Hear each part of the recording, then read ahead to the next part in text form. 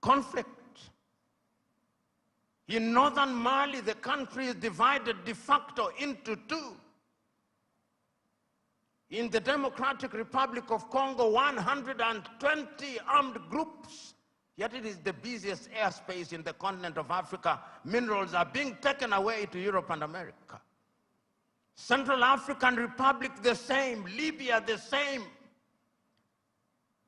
Several months ago, I wrote to the chair of the African Union and to all African heads of state and said, convene a meeting with only one agenda item. What can we do to save Africa from this slide? Only 4 replied. That is the state of the continent of Africa. We must deal with the basic things. We must solve conflict. We must change our governance. Because if we don't deal with the question of governance, we are going nowhere. Africa has become a continent where after every election there is conflict, because the pursuit of power is a cutthroat competition where throats are actually cut.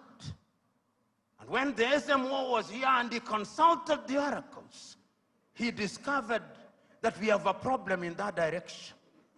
And that the sooner we resolve that, the safer we will be.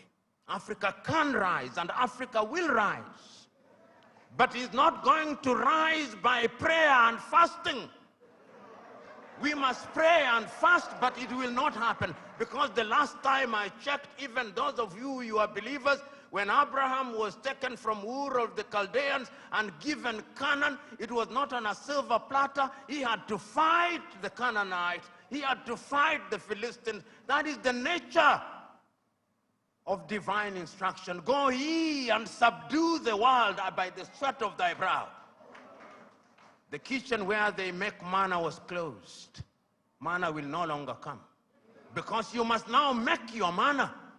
And it is our duty, therefore, as Africans to begin to rethink the younger generation. You know, there is a saying in Chichewa in Malawi, that more precious than our children are our children's children. So when we are doing these things, we must remind ourselves that we are doing for this generation and generations yet to be born.